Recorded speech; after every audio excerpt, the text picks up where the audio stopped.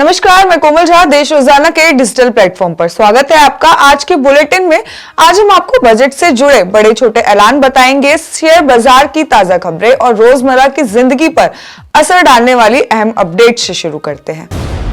Budget 2026 आते ही share बाजार में भारी गिरावट हुई। एक ही झटके में निवेशकों का करीब 11 लाख करोड़ रुपए डूबे। सेंसेक्स, निफ्टी लुढ़के, रिलायंस, अडानी, टाटा समेत 10 बड़े शेयर क्रैश हुए। सेहत को राहत, नशे पर चोट, दवाएं और सस्ती हुई शराब, सिगरेट जैसी चीजें महंगी हुई। सरकार ने शराब, कबाड़, खनिजों की बिक्री पर लगने वाला टैक्स कलेक्टेड एट सोर्स यानी कि टीसीएस पर 1% से बढ़ाकर उसको 2% कर दिया है। 4000 ई बसें हर जिले में, girls hostel, 7 high speed rail corridors, बड़े निवेशक योजनाओं के साथ सरकार ने पेश किए ये अहम ऐलान। भारतीय काजू और कोको को ग्लोबल ब्रांड बनाने का प्लान। सरकार ने बजट में घोषणा की है कि भारतीय काजू और कोको उत्पादों को अंतर्राष्ट्रीय बाजार में पहचान दिलाने के लिए नई रणनीति अपनाई जाएगी। किसानों के लिए एआई टूल्स, कृषि में आधुनिक तकनीक और आर्टिफिशियल इंटेलिजेंस का इस्तेमाल करके किसानों को फसल, बीज और खेती के बेहतर निर्णय लेने में मदद दी जाएगी।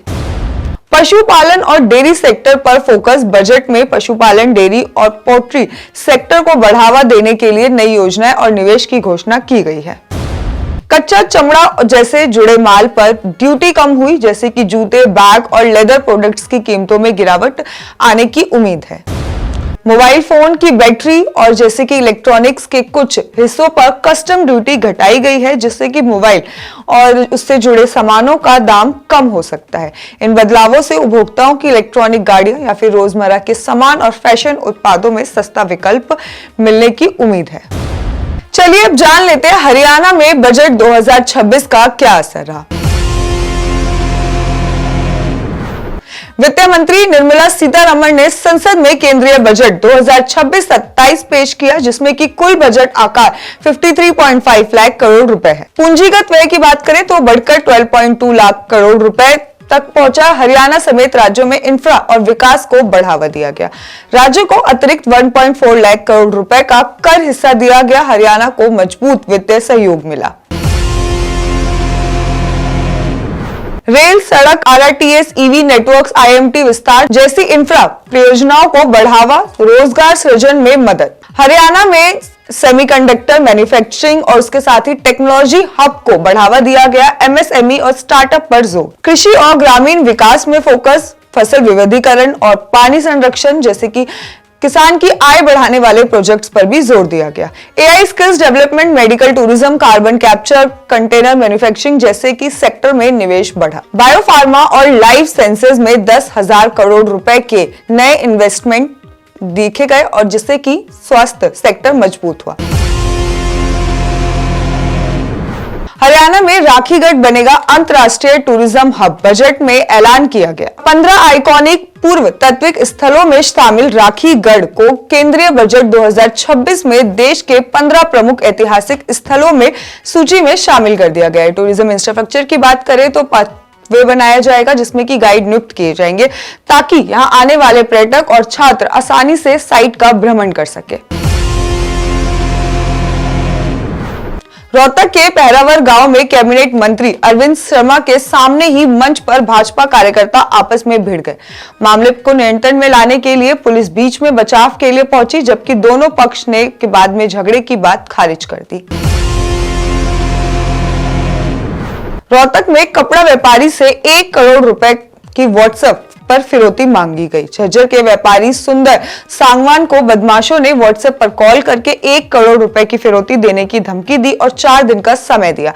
पुलिस ने व्यापारी की सुरक्षा के लिए अधिकारी तैनात कर मामले की जांच शुरू कर दी है। कांग्रेस सांसद हुड्डा का आरोप है कि केंद्रीय बजट 2026-27 में हरियाणा के लिए कुछ नहीं। कांग्रेस सांसद दीपेंद्र हुड्डा ने कहा कि केंद्रीय बजट पेश होने पर के दिन जो था वो संत गुरु रविदास जी की जयंती की थी और हरियाणा का नाम ही बजट से गायब रहा। उन्होंने आरोप लगाया कि राज्य को नई परियोजनाएं नहीं मिली, कुछ पुरानी योजनाएं अन्य राज्यों में ट्रांसफर कर दी गई है।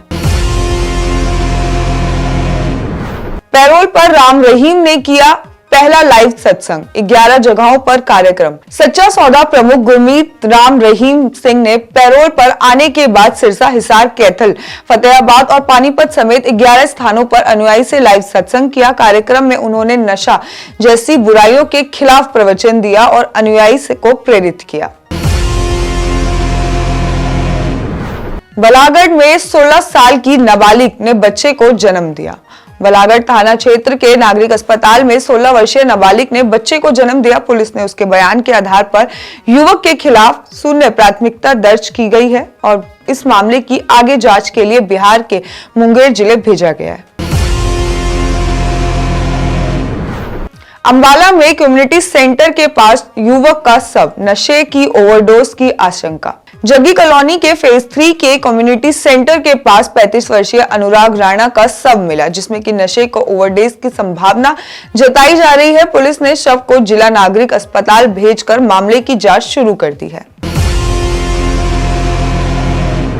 यमुनानगर में बेटे ने जिंदा पिता का किया पिंडदान। यमुनानगर में भगवानपुर निवासी मामचंद के बेटे महेश पर आरोप है कि उसने अपने पिता को मृत बताकर हरिद्वार में पिंडदान कर दिया ताकि मृत्यु प्रमाण पत्र लेकर संपत्ति का कब्जा कर सके। बेटे ने इस पर विवाद जताया और कहा कि मामला पारिवारिक झगड़े और पिता की समाज में बदनामी से जुड़ा हुआ है। चलिए अब जानते हैं कुछ अंतर्राष्ट्रीय खबरों के बारे में। ईरान का अमेरिका को चेतावनी, हमला किया तो होगा पूरे पश्चिम एशिया क्षेत्र में युद्ध। नेपाल के आगामी चुनाव से पहले पोखरा इंटरनेशनल एयरपोर्ट पर अज्ञात प्राइवेट ब्लैक जैकेट की लंबी मौजूदगी ने सुरक्षा और राजनीतिक संप्रभुता पर गंभीर सवाल खड़े किए। सोशल मीडिया पर वायरल लकी विस्ट की वीडियो में दावा किया गया कि ब्रिटिश बिजनेसमैन लॉर्ड माइकल अशक्राफ्ट ने नेपाल में संभावित गतिविधियों को लेकर तनाव बढ़ा है। जेफरी एप्स्टीन के जुड़े नए दस्तावेजों के खुलासे के बाद स्लोवाकिया के शीर्ष अधिकारी मिरोस्लाव लाजेक ने इस्तीफा दिया। ब्रिटेन के प्रिंस एंड्रयू और अंतर्राष्ट्रीय राजनीतिक हलकों में फिर से भारी चर्चा शुरू। चीन ने दुनिया का सबसे बड़ा और ताकतवर 3 इंजन वाला 6ठी पीढ़ी का फाइटर जेट J-36J पेश किया, जिसकी अनुमानित 8000 किलोमीटर रेंज और एडवांस्ड अपडेट इंजन तकनीक अमेरिकी F-35 प्रोजेक्ट जैसी क्षमता रखता है। आज के लिए इतना ही। बाकी के अपडेट्स के लिए देखते रहिए देश रोजाना। धन्यवाद। हमारे साथ जुड़े रहने के लिए सब्सक्राइब करें देश रोजाना के YouTube चैनल को और नई वीडियो की नोटिफिकेशन पाने के लिए बेल आइकन जरूर दबाएं। अगर आप ये वीडियो Facebook या Instagram पर देख रहे हैं तो पेज को लाइक और फॉलो जरूर करें और ज्यादा से ज्यादा शेयर करें।